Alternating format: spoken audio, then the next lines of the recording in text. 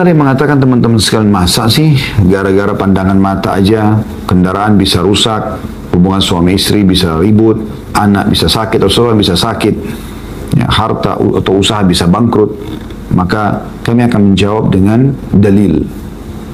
Dengarkan bagaimana manusia terbaik umat ini, Nabi besar Muhammad SAW memperingatkan kepada kita dari 1400 tahun yang lalu. Perhatikan baik-baik. Hadis yang pertama diriwayatkan oleh Imam Muslim nomor 2018 yang berbunyi, kata beliau, al-ainu haqq walau kana syai'un sabaqal qadar sabaqathul ain. Ketahuilah, mata buruk itu, mata jahat itu yang diikuti dengan perasaan, ya, dendam, perasaan iri, penyakit-penyakit hati benar-benar ada. Dan andai saja ada sesuatu yang bisa mendahului takdir, maka ain yang akan bisa melalui takdir itu. Bayangkan, dia bisa kalau bisa mendahului takdir, tapi kan tidak mungkin karena takdir mendahului segala satunya. Tapi kalau ada yang bisa mendahului takdir, maka ain lah. Maksudnya ibarat atau bahasa ini kiasan tentang bagaimana cepatnya efek penyakit ain itu.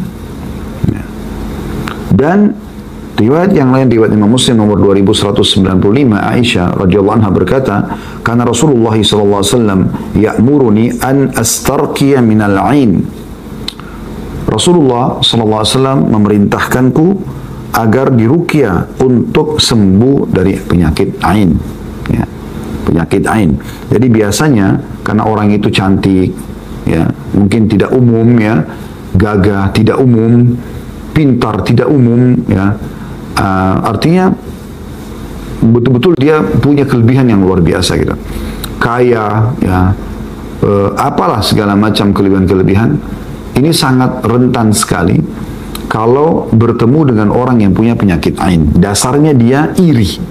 Kenapa orang ini lebih tampan, kenapa orang ini lebih cantik, kenapa orang ini lebih pintar, kenapa orang ini lebih kaya, kenapa orang ini lebih sukses. Nah, seperti itu. Jadi bisa mengundang ain. Oleh karena itu teman-teman sekalian, sebelum saya lanjutkan dalil selanjutnya, saya sangat menyarankan jangan pernah mengekspos kemesraan di depan umum, di mall, di jalan. Selain memang melanggar agama, juga sangat rentan dengan ain. Di medsos, berapa banyak orang yang mengangkat kemesraannya di medsos, peluk-pelukan suami istri, jalan-jalan ke sana sini, dia nggak sadar. Ternyata dengan itu bisa saja dia kena ain. Ini kita masih di awal pembukaan. Anda ikutin terus, Anda akan tahu nanti lebih jauh tentang ain. Kita masih baru di dalilnya.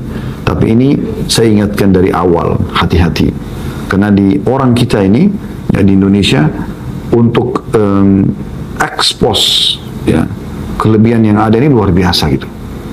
Dimanapun selfie, dimanapun foto, update status, ya, luar biasa gitu. Sampai kalau satu hari dia datang ke 10 tempat itu semua orang tahu dia di mana. Nah, ini berbahaya. Dia pergi makan di tempat yang enak, dia pergi jalan sama temannya si fulan, dia bermesraan sama si fulan, dia transaksi bisnis sama si fulan, dan seterusnya. Ini berbahaya sekali.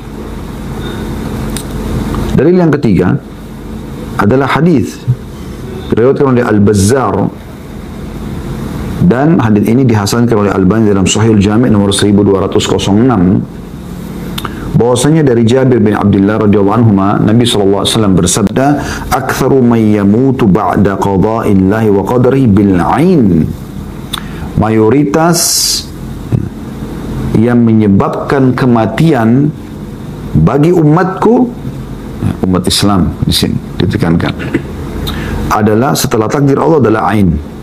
Saya ulangi lagi, hadis ini luar biasa, hadis yang hasan, bisa diterima. Kata Nabi SAW, mayoritas umatku meninggal, ya, setelah takdir Allah adalah ain. Bayangkan, ini luar biasa gitu. Jadi corona, kanker, tumor, apalah penyakit-penyakit yang biasa berat yang banyak menyebabkan kematian, itu teman-teman dikalahkan semua sama ain. Jadi saya sangat mendukung teman-teman panitia yang meminta tema ini, ya, karena ini tema luar biasa pentingnya. Ternyata ada satu hal yang menyebabkan banyak permasalahan dalam hidup kita tapi kita tidak sadari. Dan itu sudah dititik beratkan oleh Nabi SAW. Renungi sekali lagi hadis ini. Mayoritas kematian yang terjadi pada umatku setelah takdir Allah SWT adalah disebabkan karena ain. Jadi matinya kena takdir, tapi sebabnya karena ain. Bayangkan aja. Jadi banyak orang tabrakan bisa saja karena ain. Orang sehat tiba-tiba sakit karena ain. Orang hidup rumah tangga bahagia karena ain, bisa rusak tiba-tiba, ribut suami istri. Anak-anak jadi nakal dan segala macam hal. Dan dari berita Nabi SAW ini, kita harus lebih dalam mengetahui tentang masalah ain.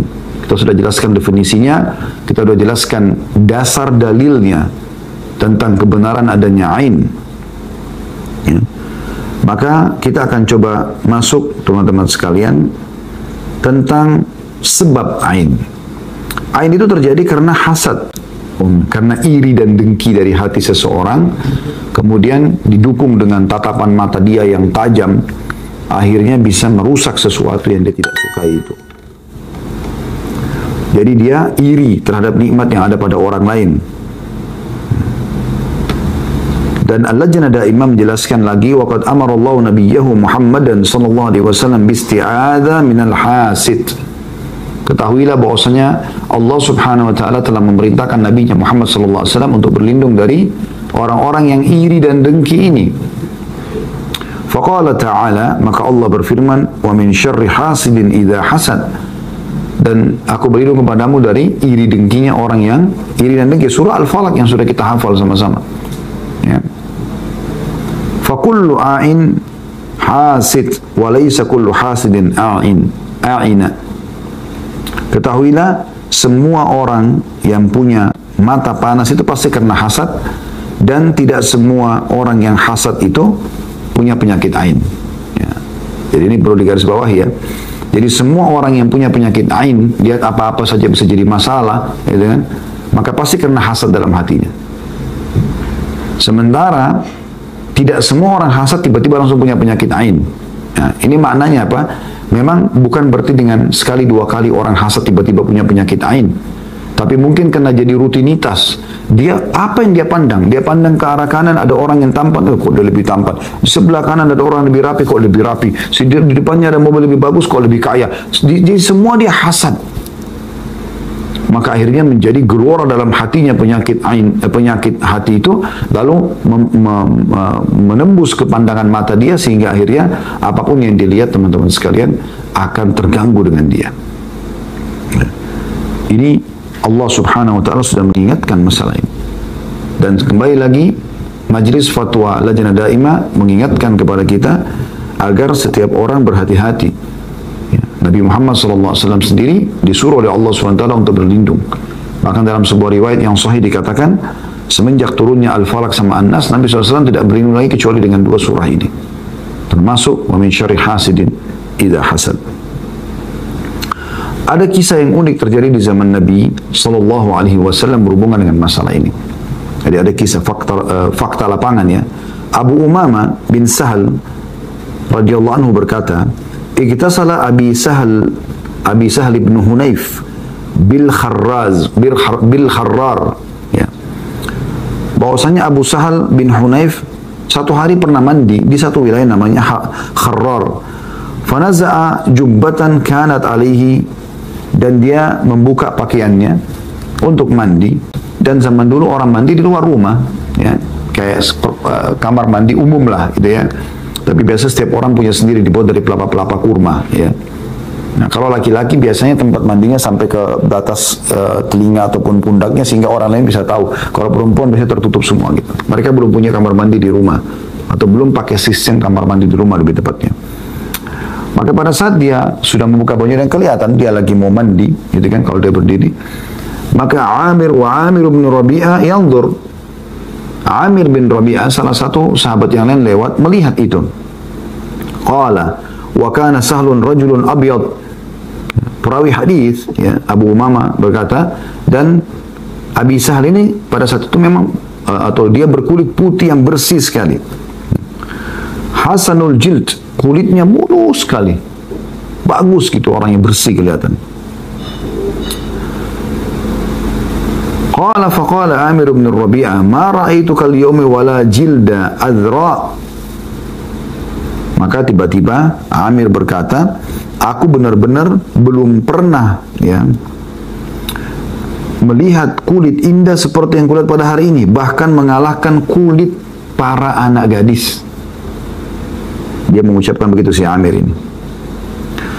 Lalu dikatakan dalam riwayat ini, fa'uiqa Sahal makanahu fashtadda wa'kuhu ya.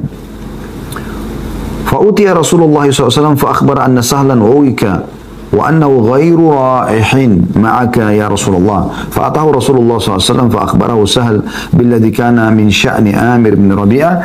Faqala Rasulullah SAW, ala ma yaktulu ahadukum akhah ala barrakta innal ayna haqq. Tawadda lahu, fatawadda lahu Amir bin Rabi'ah, faraha Sahal ma'a Rasulillah SAW, laisa bihi ba's.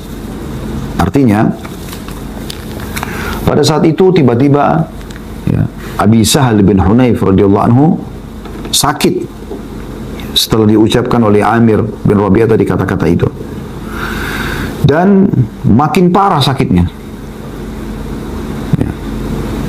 Tiba-tiba sakit, tidak bisa mandi, lanjutkan mandi, dan tiba-tiba dia melemas ya. Lalu kemudian hal tersebut dikabarkan kepada Nabi SAW. Lalu Nabi SAW menjenguk Abi Hunayf ya, menjenguk Abi Sahal bin Hunayf. Lalu kemudian setelah melihat, Nabi SAW langsung memahami masalah. Lalu beliau mengatakan, kenapa seseorang antara kalian ingin menyakiti atau membunuh saudaranya? Kenapa dia tidak mengatakan semoga Allah berkahi? Maksudnya kenapa harus iri? Kenapa gak justru mengatakan ya Allah berkahi dia atas apa yang kau karuniakan kepada dia? Lalu Nabi SAW memanggil Amir bin Rabi'ah, lalu suruh uduklah kamu. Lalu Amir bin Rabi'ah pun beruduk dan airnya disiramkan kepada Abi Sahal bin Hunayf. Tiba-tiba pada saat itu Abi Sahal pun sembuh dan akhirnya bisa pergi bersama Nabi SAW. Ada potongan tadi terjemahan yang saya lewatkan ya, yaitu seseorang yang menginformasikan kepada Nabi SAW tentang Abi Sahal bin Hunayf sakit, mengatakan dia lagi sakit ya Rasulullah, tidak bisa datang kepada anda. Maka Nabi SAW mendatangi beliau ya. Hadis ini diriwayatkan oleh Malik dalam kitab Muwatta jilid 2 halaman 938. Dalam hadis ini Amr bin Rabi'ah memandang Sahal atau Abi Sahal bin Hunayf dengan penuh kekaguman sehingga menyebabkan Sahal terkena ain. Abi Sahal terkena ain. Ibnu Qayyim rahimahullah menanggapi mengatakan, wa idza kana al-a'in yakhsha darar 'ainuhu wa isabatha lil-ma'in falyadfa syarraha biqauli Allahumma barik alaihi. Nah, di sini kita sudah masuk ke masalah bagaimana caranya supaya kita enggak kenakan ain kepada orang, dan bagaimana caranya kita juga tidak kena ain. Bisa dari pihak dia atau dari pihak kita. Kata Ibnu Qayyim, orang yang memandang dengan pandangan kagum khawatir bisa menyebabkan ain. Misalnya Anda lihat anak kecil lucu, Anda masuk ke satu bangunan indah, Anda lihat kendaraan baru bagus, Anda lihat pasangan Anda, istri atau suami Anda cantik dan gagah, Anda lihat apa saja ya yang indah-indah. Kata Ibnu Qayyim, orang yang memandang dengan pandangan kagum, kalau khawatir menyebabkan ain pada benda yang dia lihat, maka cegahlah keburukan tersebut dengan mengatakan Allahumma barik alaihi, ya Allah berkahilah ya. Allahumma barik ya. Jadi kalau ini diambil dari kitab Tibbun Nabawi halaman 118 ya. Jadi kalau misalnya Bapak Ibu punya anak, Allah karunia Masya Allah anak kecil laki-laki atau perempuan lucu sekali, putih, gagah, cantik, lucu lah. Atau anak-anak kecil kadang-kadang lucu sekali, main-main ya, dengan imut-imutnya segala macam gitu. Hati-hati. Ya, setiap kali ada tamu datang, lucu ya anakmu. Ya. Allahumma barik. Masya Allah, tabarakallah. Puji Allah. Ya. Dan bilang barakallah. Biar dia bilang barakallahu. Ya. Alaihi, barakallahu fiqh. Kita doakan semua Allah berkahi. Dengan itu ainnya tidak bisa kena. Nah ini sederhananya ya, supaya tidak kena ain. Nanti kan kita jelaskan di penutupan insya Allah bagaimana kalau sudah terlanjur kena ain. Ini supaya tidak kena dulu sekarang.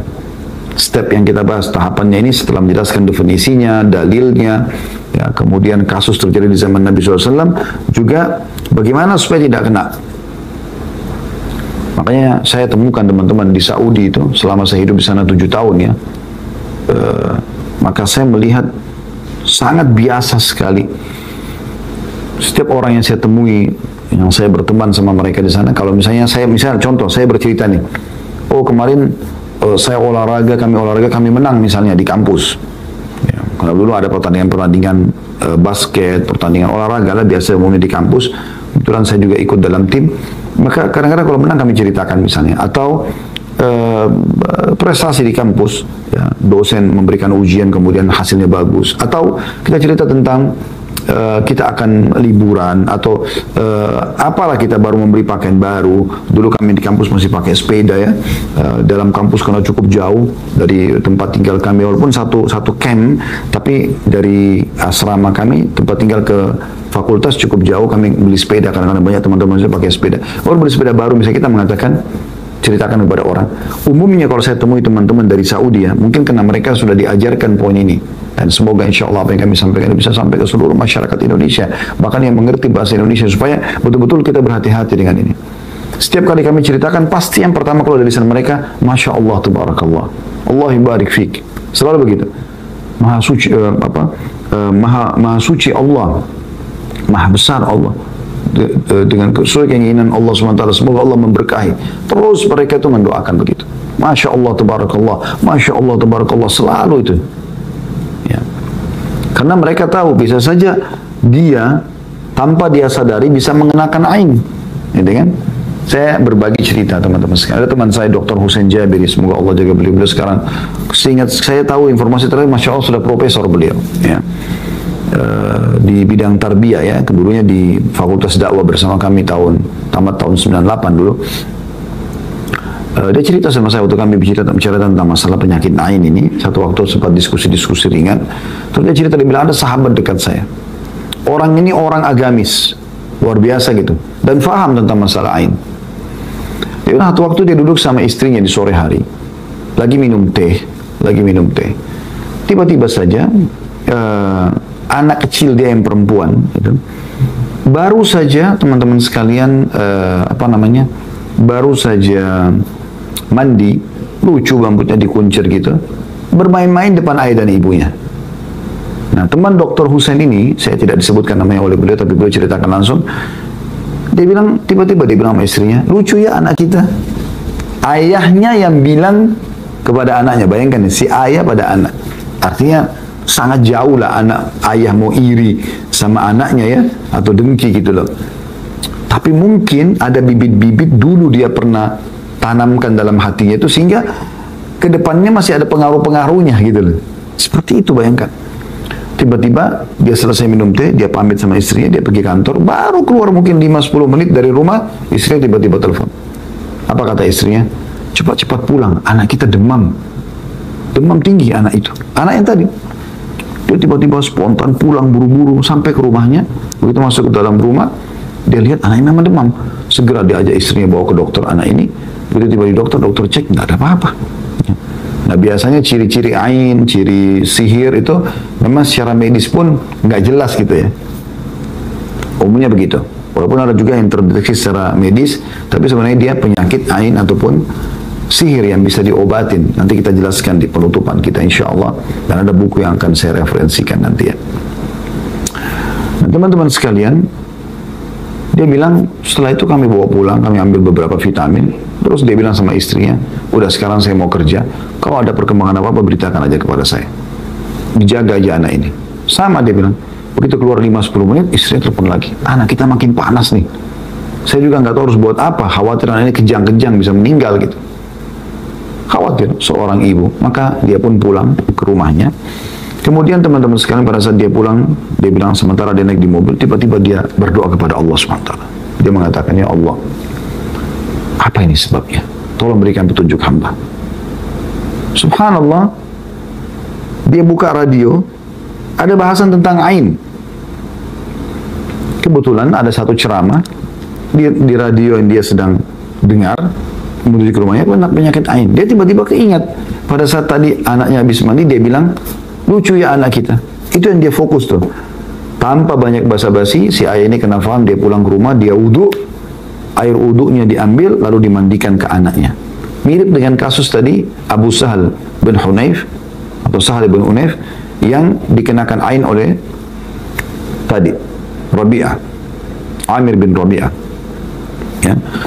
Jadi akhirnya setelah dimandikan, dia bilang, subhanallah, 15 menit setelah itu, anak itu tiba-tiba hilang demamnya dan ceria kembali.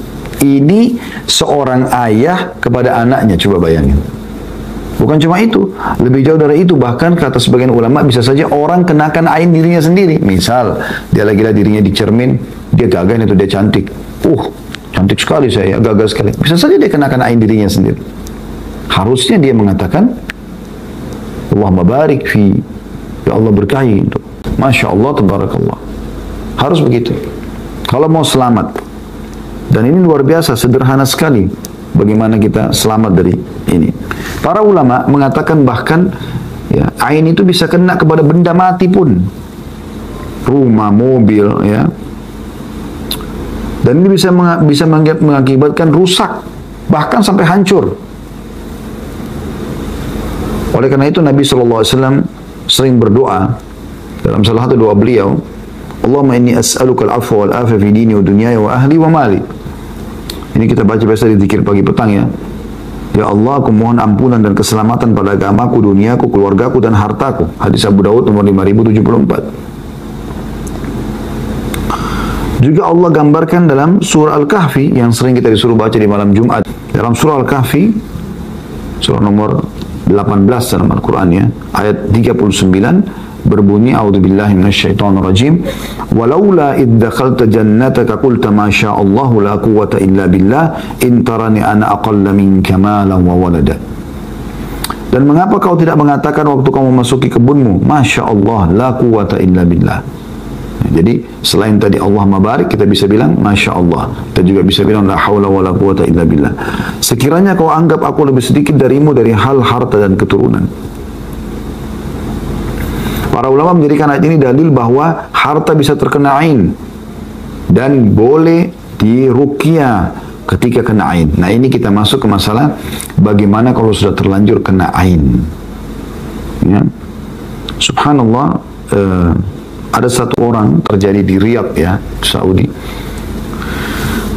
Tiba-tiba saja anak ini yang tadinya berprestasi di sekolah, selalu ranking lah, ya,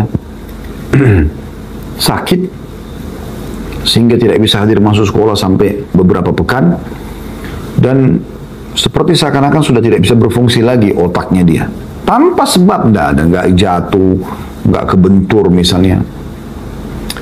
Bawa ke dokter rumah sakit terbaik di Riyadh, dokter mengecek, ternyata di otaknya itu ada seperti cairan, dan ini cairan secara medis tidak normal, maka yang terbaik adalah harus disedot, dikeluarkan, dan itu bagian batok kepalanya harus ada yang dilubangi itu. Salah satu dari kerabat orang ini faham agama, sering hadir di pengajian, masya Allah. Dia tahu ada ain, ada sihir, ya, dua hal yang berbahaya sekali di tengah-tengah umat ini, harus kita berhati-hati, ya. Jadi praktek dukun, peramal, penyamun, penyihir ini luar biasa, harus diperangi. Tidak boleh didatangin dan harus diperangi, dihilangkan secara total. Sampai Umar bin Khattab radhiyallahu anhu menyuruh menyembelih, bukan maksudnya dihukum mati, dipenggal lehernya para penyihir, laki-laki dan perempuan. Beliau mengirim surat kepada gubernurnya, Bajala bin Abda rahimahullah. Itu di akhir 1 tahun sebelum beliau meninggal, di tahun 22 Hijriah. Beliau meninggal tahun 23 Hijriah. Ini saking bahayanya. Tentu kita tidak bicara masalah ainnya, penyakit ain, pelakunya bukan dihukum aja tapi penyihir. Tapi ini biasa, dua ini kayak saling berdekatan gitu, ya. Karena orang kalau sudah punya ain, penyakit yang mata panas ini, tambah lagi dia ke dukun, melakukan sihir, itu makin jadi-jadi, wa na'udzubillah, keburukannya. Yang jelas teman-teman sekalian, pada saat itu salah satu kerabat ini pergi ke salah satu syekh, kalau kita ustadz atau kiai lah di Indonesia, ya, Lalu bertanya, bagaimana nih? Maka kata syekhnya, coba cari tahu, ada nggak kerabat dia yang tidak suka sama anak ini? Mungkin secara fisik, mungkin secara prestasi. Maka tiba-tiba mereka bilang, memang anak ini berprestasi, ranking selalu di sekolahnya, anaknya tampan, gitu kan? Jadi dipuji-puji oleh semua keluarga. Kata syekhnya, ada nggak di antara kerabat yang tidak suka? Maka mereka tiba-tiba mengatakan, memang ada satu tantenya yang punya juga anak yang selalu bersaing sama anak ini gitu. Jadi bersaing secara fisik, bersaing secara prestasi di sekolah gitu ya.